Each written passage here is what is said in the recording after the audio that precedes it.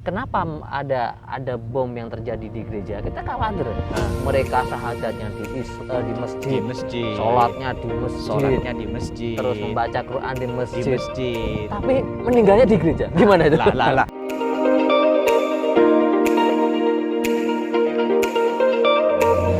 Assalamualaikum warahmatullahi wabarakatuh. wabarakatuh. Sahabat Pustaka Ahyar dimanapun berada, perlu diketahui bahwa kita saat ini ya Haha. kedatangan tamu dan kita akan diskusi bareng-bareng. Kita saat ini berada di mana ini?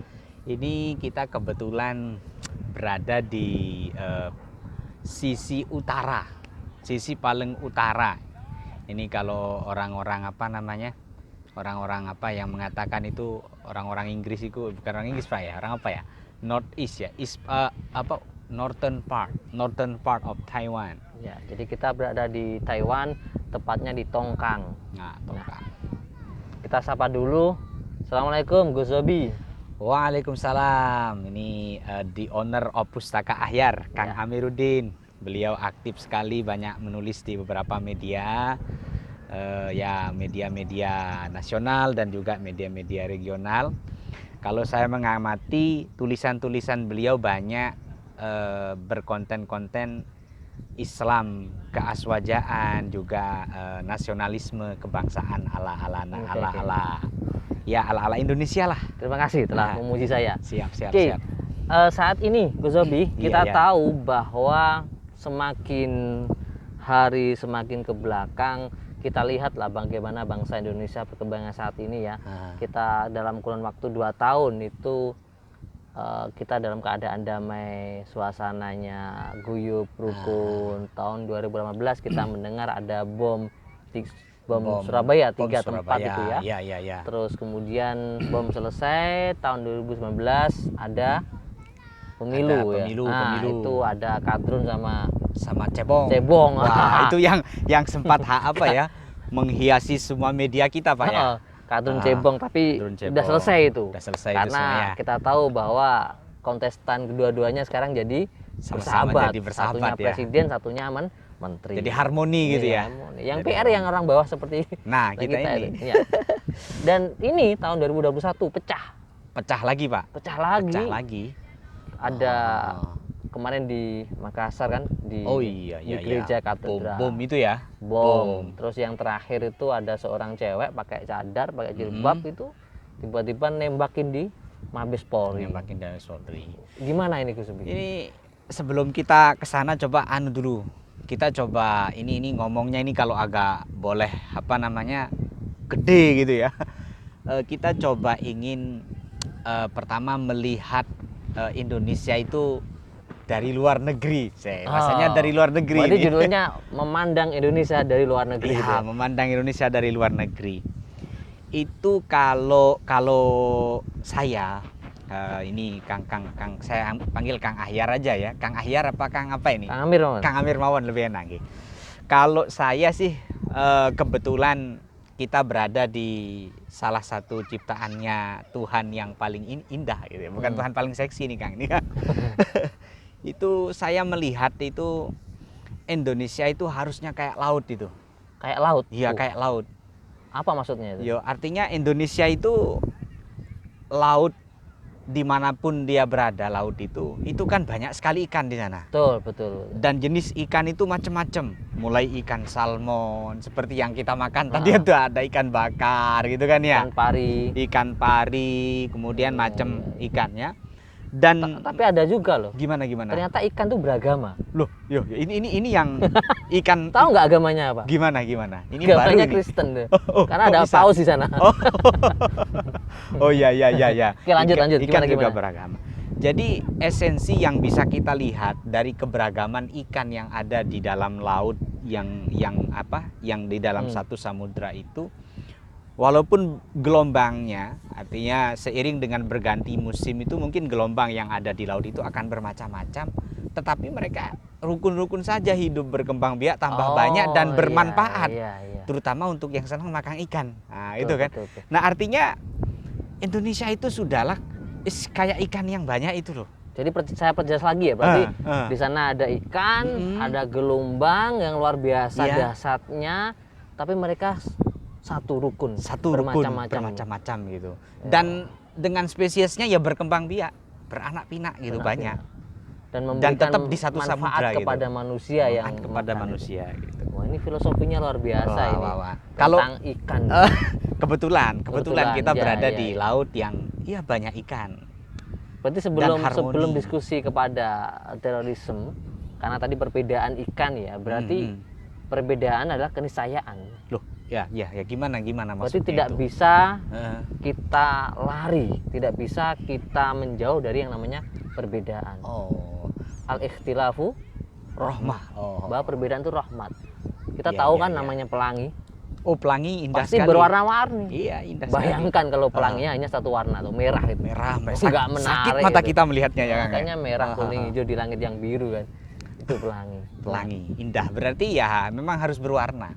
Nah, sekarang PR-nya bagaimana Indonesia itu kan memiliki ragam budaya yang luar biasa kan.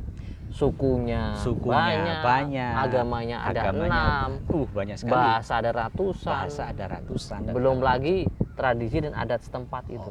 Itu yang harus di apa? Jadi kalau saya boleh menggarisbawahi ya Kang ya, terkait tentang perbedaan itu jadinya kita nggak bisa memaksakan perbedaan itu untuk sama, tetapi kita harus menerima perbedaan itu. Oh iya, jadi ada sebuah kisah. Gimana? Waktu itu setelah Al-Quran ada hadis, maka ada kitab namanya Al-Muwatta. Tahu kan karangan siapa? Imam Malik ya. Jadi waktu itu karena menjadi rujukan seluruh ulama, jadi waktu itu raja di Mekah menginginkan kitab Al-Muwatta itu ditempel di Ka'bah gitu. Sampai ditempel agar gitu. Semuanya berkiblat pada Al-Muwatta. Tapi apa kata Imam Malik? Jangan. Karena saya tidak ingin memaksa perbedaan itu, memaksa mereka untuk bersama dengan saya. Saya yakin perbedaan itu di mana-mana ada. Inilah perbedaan bagaimana tolerannya seorang imam besar sekelas Imam Malik. Malik. Artinya, yang gurunya Imam Syafi'i. Iya, bisa kita lihat tidak ada generasi yang sekaliber 4 mazhab itu setelah ini kan. Iya. Nah, sekarang ini mana Indonesia ini?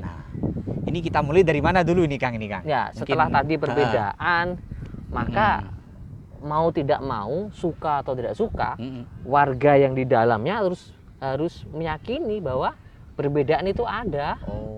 Agama 6 itu ada. Islam, Kristen, Hindu, Buddha, Konghucu itu ada. Iya. Yang tidak boleh adalah bagaimana kita saling mengejek satu sama lain.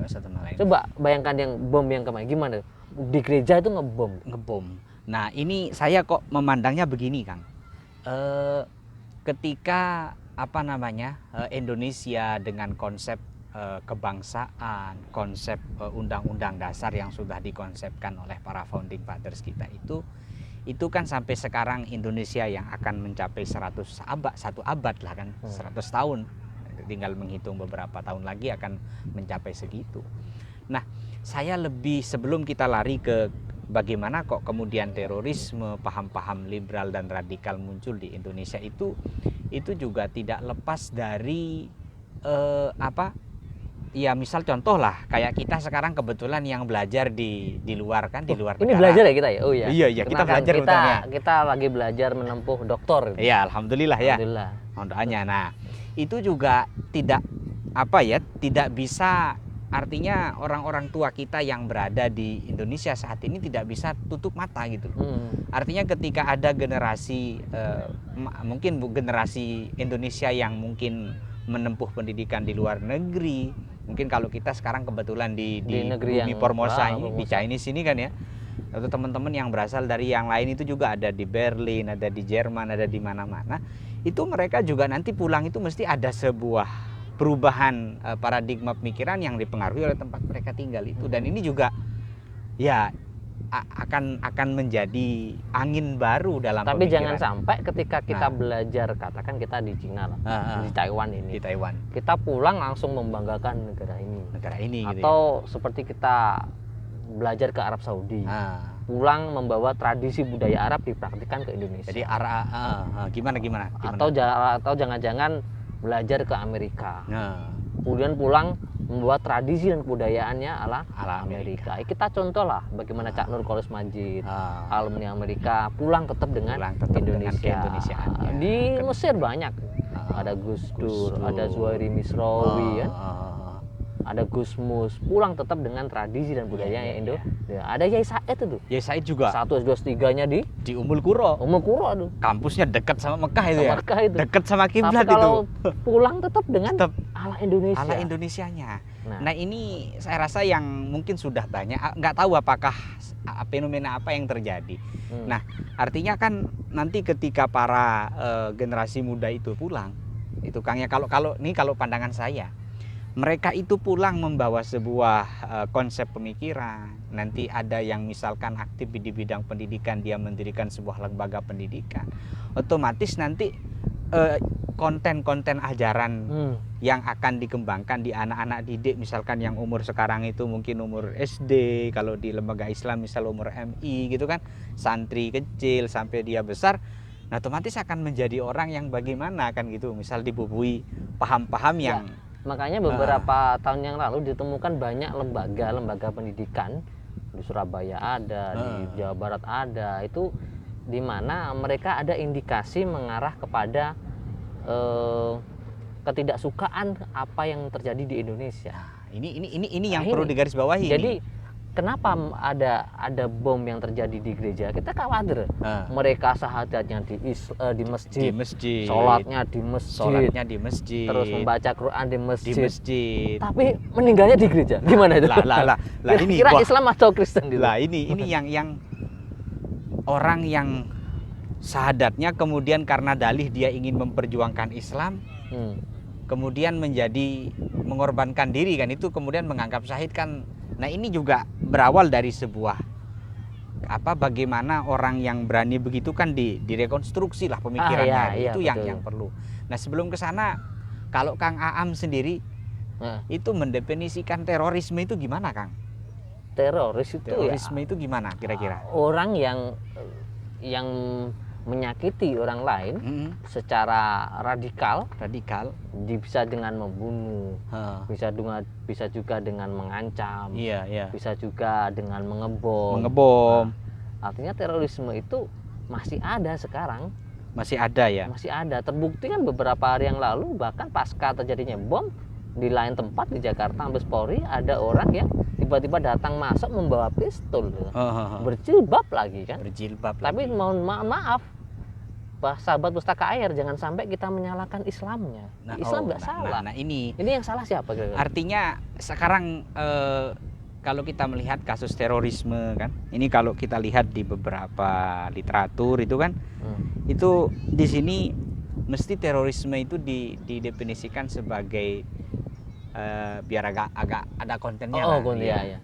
Itu didefinisikan di sini itu sebagai the unlaw action. Action.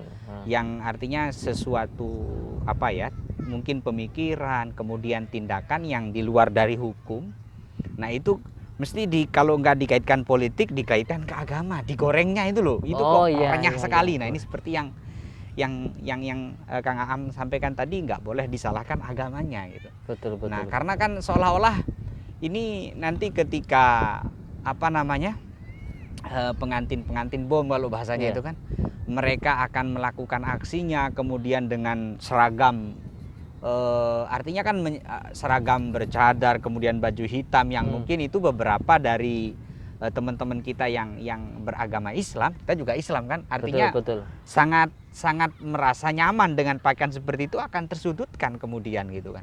Nah, ini dan jangan sampai juga nanti digoreng, wah ini ada instruksi, ini maksudnya kan yang bahaya yang bahaya. Karena kan seperti yang kemarin Kang Aam tunjukkan ke saya itu kan, artinya ketika digoreng sedikit berbeda, itu pemahaman publik bisa berbeda, Kang.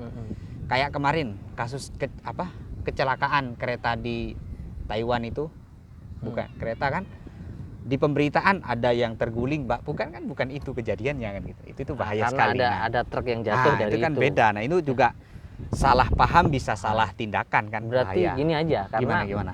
mengingat banyaknya pengantin ya, ada pengantin, mereka rela loh ya, bayangkan latihan tembak menembak, punya kartunya dia, punya kartunya. Yang perempuan itu tiba-tiba datang masuk ke sebuah markas Polri yang punya senjata juga, ya tinggal nembakin 1-2. Ini kan apa yang salah? Nah itu. Ini kira-kira pemahaman agamanya kah, atau mereka dididik untuk seperti itu gitu? Nah, artinya apakah itu memang murni apa ya, ajaran Islam yang disampaikan, atau siapa tahu para pendai-pendai kita nggak turun tangan? Karena kan kalau melihat data kependudukan Indonesia yo sekarang ini kan umur-umur 35, umur-umur 40 itu banyak lah, mayoritas lah penduduk Indonesia, dan rata-rata kalau dari sisi teologi teori beragama kan orang-orang yang sedang haus akan ilmu agama itu. Itu ketika mereka salah masuk, salah ustadz,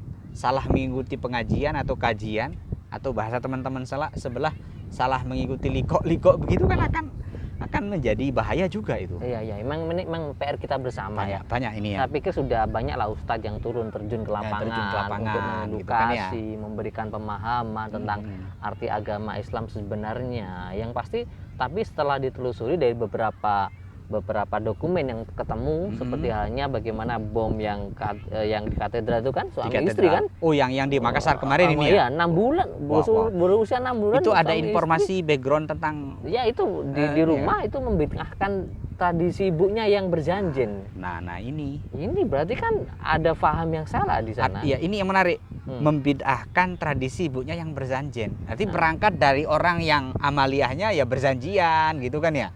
Manakiban dan macam-macam itu berarti ya. Jadi memang ini berarti kecolongan ini. Bibit-bibit radikalisme itu bisa berkembang dari halnya tadi, menyalahkan persepsi orang lain, sehingga ketika posisi sudah memuncak, itu kan hasrat seseorang itu kan langsung berani kan, apapun resiko akan ditempuh.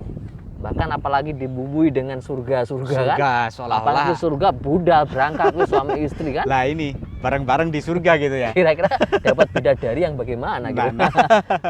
Iya. Nah, bidadari mbahmu nggak mungkin lah. Iya. Karena membunuh kan. Nah, jadi bagaimana pemahaman yang salah ini pelan-pelan, katanya Kiai Ma'ruf Amin, harus ada deradikalisasi kan. Sebentar dulu Kang. Berarti radikalisme dan terorisme itu ini apa? Istilahnya sama atau gimana? Jadi korelasi keduanya ini? Radikalisme kan bersifat bentuknya kekerasan. Berarti radikal dulu, baru kalau radikal kemudian... secara paham kan secara seakar-akarnya begitu. Begitu ya. Nah, jadi orang yang radikal itu ya bisa jadi nanti akan jadi ketika gitu seseorang berpikir yang radikal, bagi mereka itu untuk merubah seakar-akarnya ya karena dia berpaham bahwa mengatakan la hukma illallah. Ini tidak ada hukum kecuali hukumnya Allah. Iki yang repot ini. Akhirnya apa? Undang-undang dianggap kafir, salah. Negara salah. Pancasila salah. Negara tonggut kan bahaya. Bahaya ya. Nah, jadi anggapan-anggapan yang seperti ini harus dibasmi.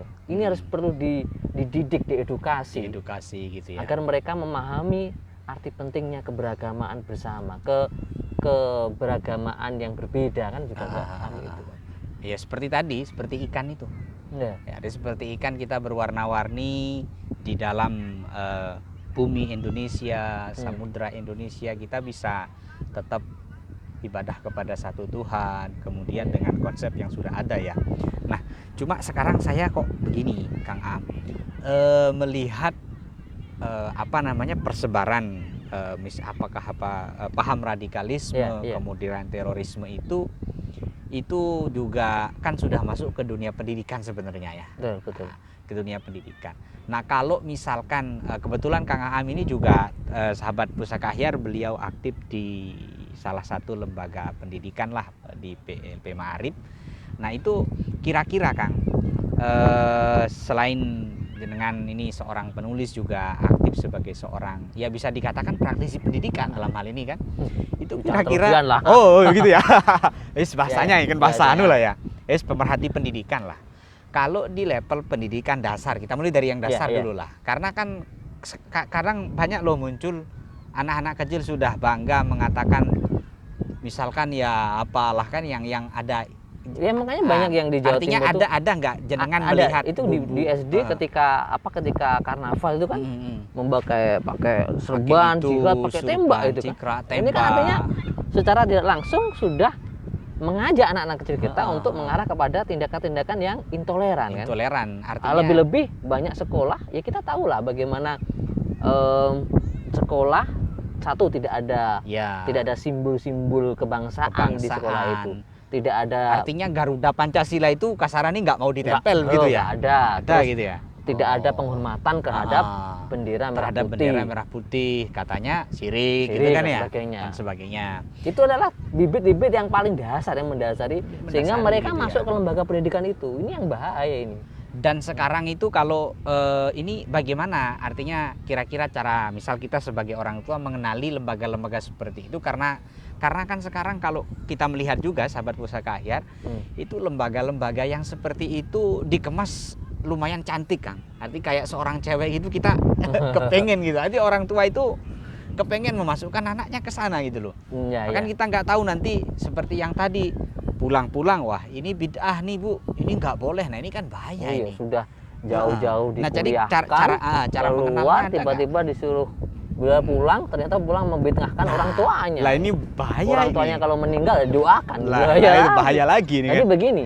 Cara mengenalnya mungkin. Dalam di konsep pendidikan yang paling mendasar adalah ketika saat usia-usia dini itu kan. Usia SD itu memang benar-benar tanaman akidah dan lebih gitu ya. Nanti pasnya ketika SMA karena kita tahu banyak kelompok-kelompok yang menamakan Islam. Tapi pemahamannya selalu menyalahkan. Monggo beda, tapi jangan sampai menyalahkan lah. Ini yang repot kan. Nah, maka di dalam tradisi Nahdi ini tuh di level ma'arif, di level SD itu ya. SD itu MI lah. Itu sudah dikenalkan bagaimana konsep tasamuh. Oh iya kan? iya. Toleran kan? Konsep tawasud kan? Tengah-tengah. Konsep i'tidal amar ma'ruf nahi mungkar itu kan dikenalkan. Artinya paling tidak kita harus tahulah isi ajaran dari lembaga itu apa kira-kira ya, ciri khasnya dari visi misinya. Sejak kecil kelas gitu kan. 1, 2, 3, 4, 5, 6 diajarkan itu yang ayat Al-Qur'an bahwa kita diciptakan tidak dalam bersuku-suku gitu. Oh iya berarti apa harus kita terjemahkan kan untuk memperkuat keindonesiaan kita. Iya kan? Apa bunyinya itu? Ya ayuhan nasu inna khalaqnakum min dzakarin wa unsa itu kan ya. Wa ja'alnakum syu'uban wa qabaila lita'arafu itu tadi ya. Oh iya. Bukan saling membunuh loh ini. Ini Pak ya. Jadi ta'arufu itu kayak bahasa anak-anak milenial sekarang nih sahabat Pusaka Ahyar. Ayo mau nikah ta'aruf. Nah, bisa jadi nikah itu ya. Jangan ta'aruf gitu, jangan tekstual. Iya, saling memahami bagaimana harmonis antara umat Islam, Kristen, Buddha, orang Hindu ya seperti di kita. Gitu, ya di Taiwan juga begitu, di Indonesia begitu.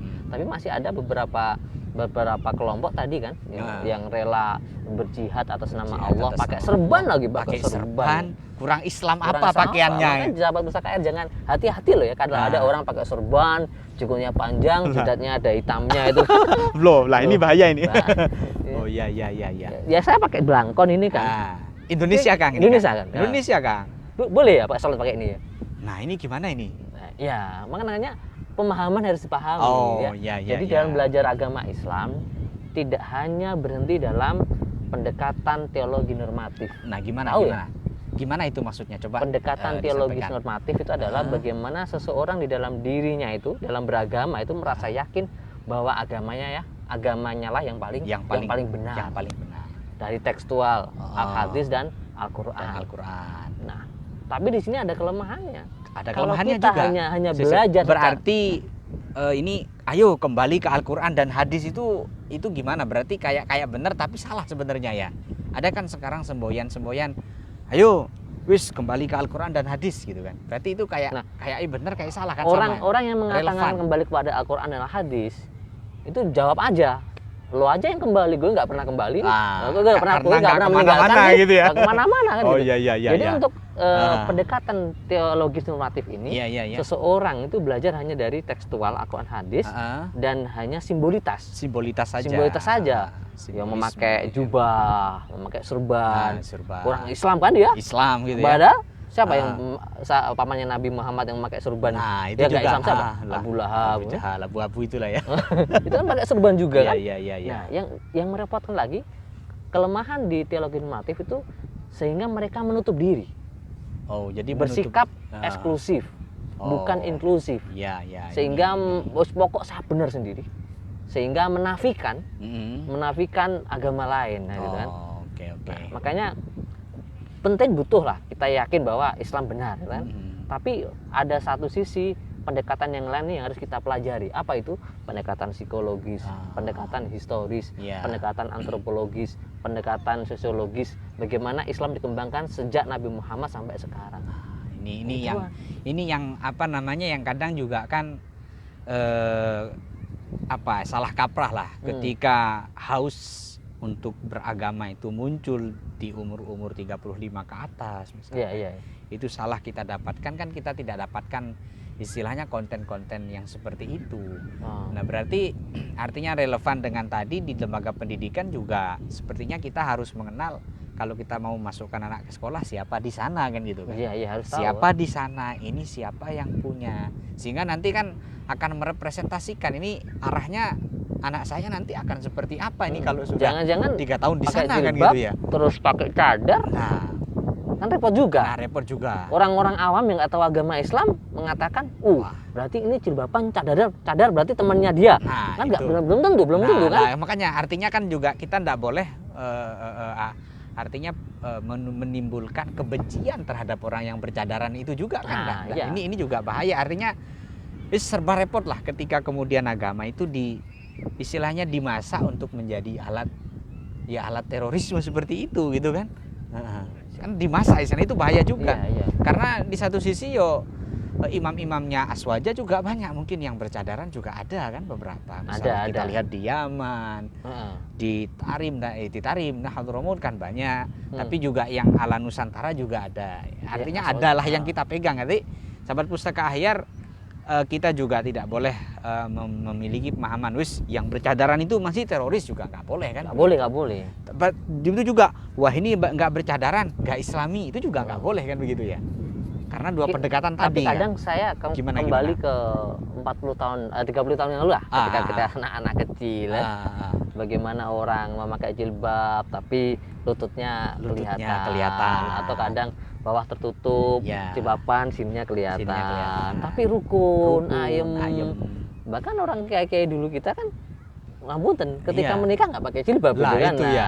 Artinya tetap fair aja. Nah, sekarang ini apa yang mereka kira itu? Atau ada pihak lain yang cemburu akan kemajuan dari Indonesia kan? Ketika sudah damai, tenang, meledak, kan?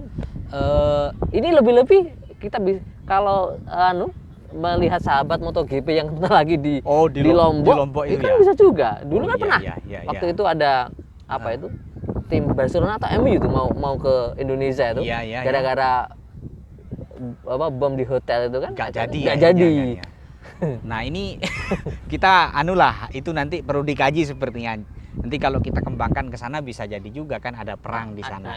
Pasti ada. Tapi yang terpenting bagi kita adalah bagaimana menanamkan keislaman yang tasamuh, keislaman yang toleran, keislaman yang mengedepankan perdamaian dan persatuan yang penting ini. Yang penting itu filosofi. Karena banyak pemuda kita yang ngapunten sedikit berbeda, dia langsung berani menyalahkan. Nah, ini artinya memang itu juga sangat bahaya loh. Itu bayangkan kalau misal gerakan itu sudah masuk ke desa-desa, Kak. Dan misalkan kiai-kiai kampung kita di desa itu nanti misalkan anak-anaknya atau generasi-generasinya itu keluar sekolah kuliah kemana-mana misalnya, itu pulang kemudian akan mesti ketika pulang itu diharapkan untuk merubah sesuatu di sana kan yang dia bisa. Nah, kalau misalkan dia pulang dengan paham-paham seperti itu kan itu akan menjadi energi yang besar. Itu akan naik ke atas kan dari ini. Nah, itu sangat bahaya. Itu juga makanya itu kompleks lah masalahnya yang harus menjadi pemikiran sahabat-sahabat. Makanya ketika mereka sudah nggak suka akan perbedaan, mereka apapun akan dilakukan tadi kan. Akan dilakukan. Nah, dengan iming-iming surga, bunuhlah orang kafir, itu kan. Repot juga ini, Pak. Repot. Ini. Nah, ini berarti nanti di kajian kalau selanjutnya. Kalau di pondok bagaimana? Yang gimana? Yang artinya dengan konsep seperti ini, dengan apa tadi, pendidikan sejak dini agar pemahaman mereka itu bahwa perbedaan itu ada dan menerimanya dan tetap menghormati dan toleran terhadap berbeda agama.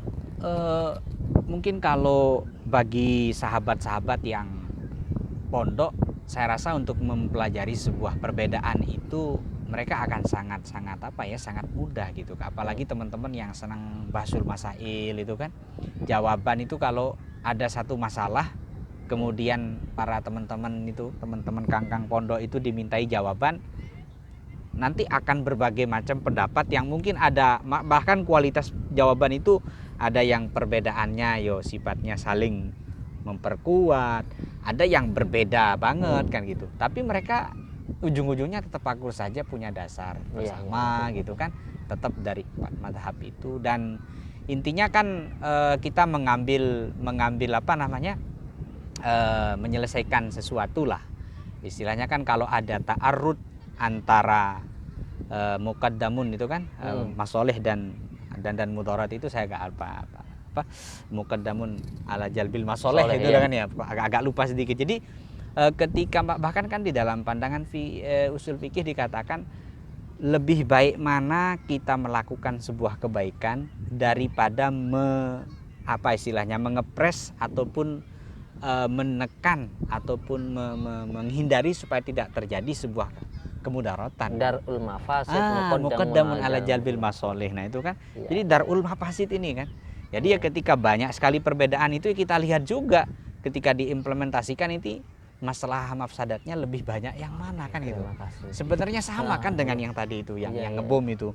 Wah, saya yang masuk surga, kamu berdua.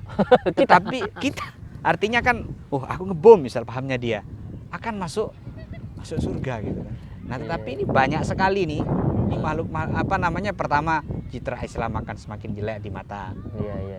Artinya kan walaupun gimana pun, walaupun berbeda agama kan orang-orang dah kafir zimmi, kafir amani harus. Maksudnya tidak ada agama yang menghalalkan akan terorisme. Ini harus dipahami itu. Tidak ada agama manapun, negara manapun, kelompok kepercayaan manapun yang melegalkan akan adanya terorisme itu. Jadi masa karena ini suami istri, kamu ngebom nih di gereja, kamu masuk surga. Tetapi citra Islam akan jelek. Kan ini lebih besar mana ini?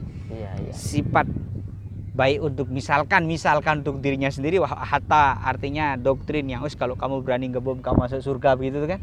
Seolah-olah dia pahami, tetapi citra Islam di mata saudara-saudara kita yang beragama lain akan jelek, dan itu Islam kok begini ya. Nah itu kan akan takut orang dengan Islam. Nah ini juga harus kita pertimbangkan.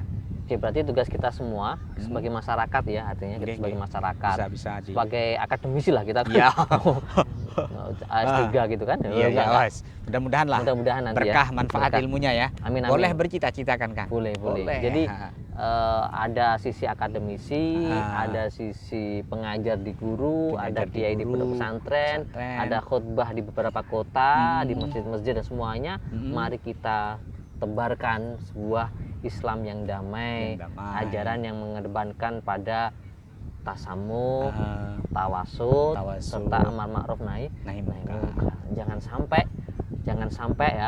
sampai pemikiran pemahaman yang salah sehingga menyebabkan Indonesia ini menjadi rusak ceritanya di mata dunia.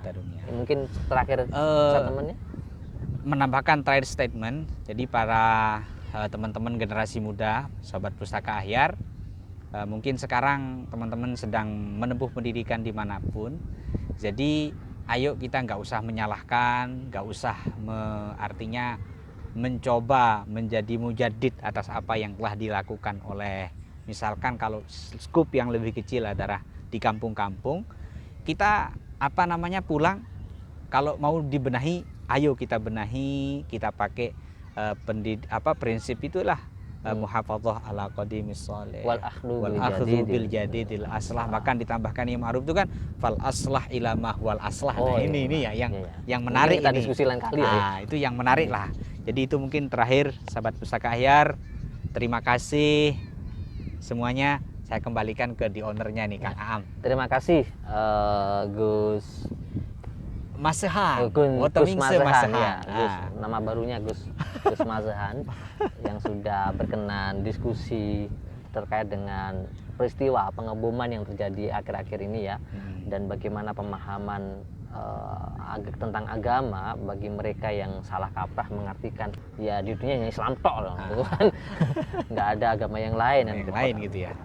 Oke, oleh karenanya mari kita bersama-sama mengedepankan rasa toleran, mengedepankan rasa ukhuwah basyariah, ukhuwah watoniyah, karena kita satu bangsa, satu tanah air, yaitu Indonesia. Jangan lupa share dan subscribe dan like-nya. Wassalamualaikum warahmatullahi wabarakatuh.